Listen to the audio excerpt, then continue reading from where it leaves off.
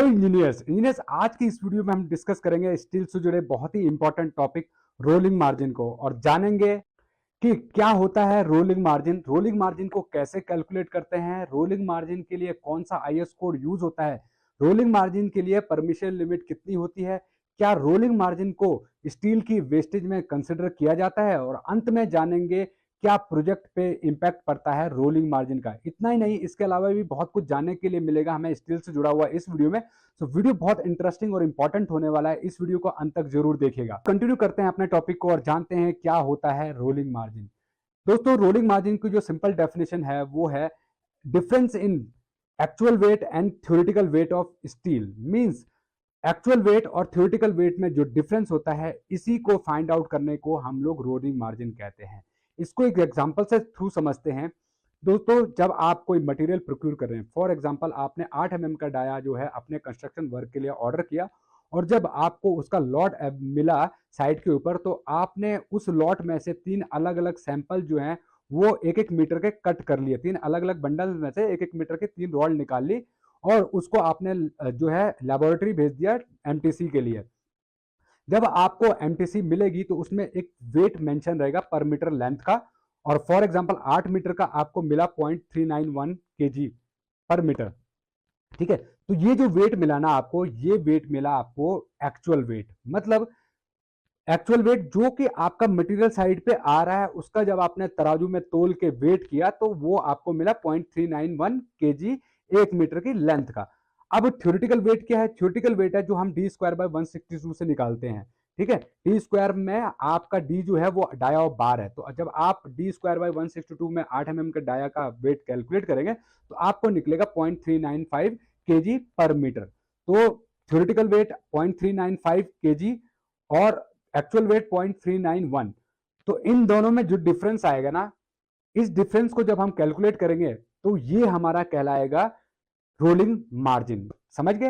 ये rolling margin कहलाएगा। अब इसकी जो है हम परसेंटेज में कैलकुलेट करते हैं इसको। तो परसेंटेज कैसे कैलकुलेट करते हैं, इसके लिए जो है दोस्तों एक फॉर्मूला होता है, actual weight minus theoretical weight divided by theoretical weight. Theoretical weight को कई बार स्टैंडर्ड वेट भी कहा जाता है, तो थ्योरेटिकल वेट और स्टैंडर्ड वेट एक ही चीज है। Theoretical weight divided by theoretical weight, और ब्रैकेट में इंटू 100 कर दीजिए, तो ये आपको क्या दे देगा? एक परसेंटेज दे देगा। As per the IS code 1786 2008, ये हम कोड यूज करते हैं 1786 2008 फॉर रोलिंग मार्जिन के लिए।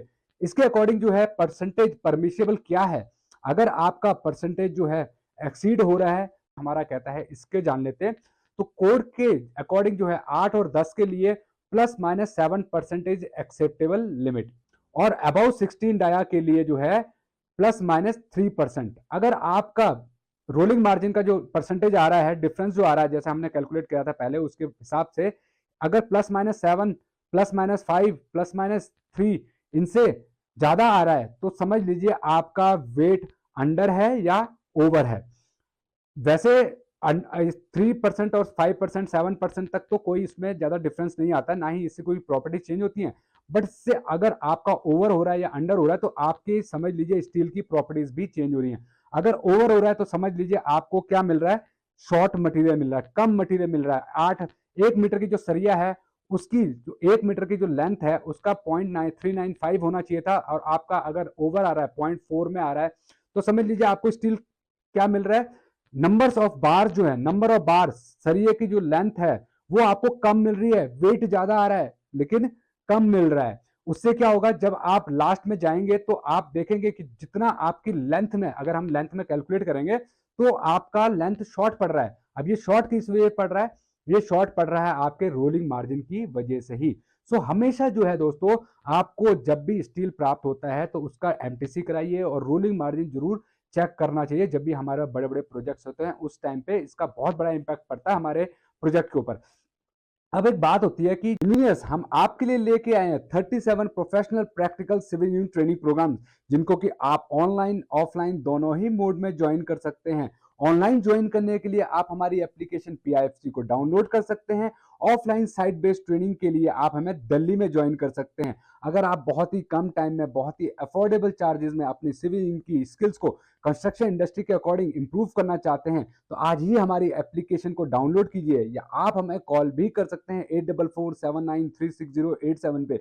और एक रिक्वेस्ट है, अगर आप लोगों को ये वीडियो पसंद आया हो, लाइक और चैनल को सब्सक्राइब करना बिल्कुल मत भूलिएगा।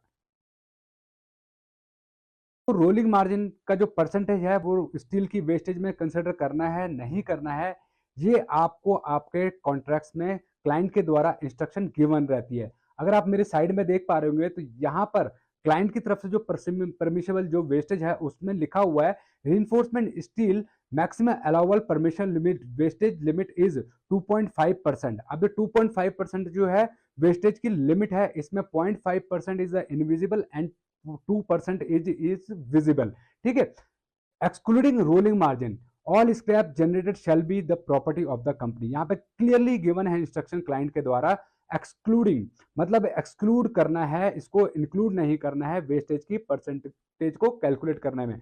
तो कई बार क्या होता है, जब हम स्टील की वेस्टेज कैलकुलेट जो हमारा स्टील में अगर हमारा जो है रोलिंग मार्जिन बहुत ज्यादा हो जाएगा तो यहाँ पर आप देख पा रहे हैं 2.5% तो क्लाइंट ने कहा हुआ है कि आपका जो है एक्सेप्टेबल है वेस्टेज। और उसके बाद जो है रोलिंग मार्जिन का जो फैक्टर है अगर बहुत ज़्यादा आ रहा है, अबाउट 2 आ रहा है, 3 आ रहा है, तो उससे भी क्या हो सकता है कि आपका जो परसेंटेज ऑफ वेस्टेज जो है वो क्या हो रहा है वहाँ पर बहुत ज़्यादा ज़्यादा बढ़ जाएगा। आपका जो स्टील है उसमें आपको लॉस होगा, आपका प्रोजेक्ट का कॉस्ट जो है वो बढ़ जाएगा, आपको स्टील हमेशा कम मिलता रहेगा। तो ये बात हमेशा याद रखनी चाहिए कि रोलिंग मार्जिन को जब हम लोग कैलकुलेट करते हैं तो हमारा कॉन्ट्रैक्ट क्या कह रहा है, हमारी टेंडर कंडीशंस क्या कह रही हैं, हमें रोलिंग मार्जिन कंसीडर करना भी है या नहीं। तो इंजीनियर अब डिस्कस कर लेते हैं क्या रोलिंग मार्जिन का प्रोजेक्ट कॉस्ट पे इंपैक्ट पड़ता है या नहीं पड़ता है। जी हाँ दोस्तों, जैसे कि आपने देखा 2.5% जो है अलाउबल वेस्टेज होती है स्टील के केस में। और जब आपका स्टील का रोलिंग मार्जिन का परसेंट जो है एक लिमिट से अबव और बिलो हो जाए, मतलब ओवर हो जाए या अंडर हो जाए, तो उसका भी हमारी प्रोजेक्ट कॉस्ट पे इम्पैक्ट पड़ता है। अगर ओवर हो जाए तो आपको स्टील कम मिलेगा, और कम मिलेगा तो आपकी जो स्टील की लेंथ है वो कम आएगी, जिससे कि आपको और ज़्यादा मटेरियल प्रोक्यूर करना पड़ेगा, जिससे कि आपका प्रोजेक्ट कॉस्ट अगेन बढ़ जाएगा। तो इससे जो है दोस्तों आपका प्रोजेक्ट कॉस्ट पे जो है इम्पैक्ट पड़ता है अगर आपका ओवर वेट आ रहा है तो उम्मीद करता हूं दोस्तों आपको इस वीडियो में जो है रोलिंग मार्जिन से जुड़े हुए काफ़ी सारी इन्फॉर्मेशन मिली होंगी। वीडियो आपको पसंद आया हो तो लाइक और चैनल को सब्सक्राइब करना बिल्कुल मत भूलिएगा। फिर मिलते हैं इसी तरह की अदर नॉलेज वीडियोस में, तब तक को परफेक्ट इंस्टीट्यूट फॉर सिविल की तरफ से आप सब लोगों को जय हिंद जय भारत।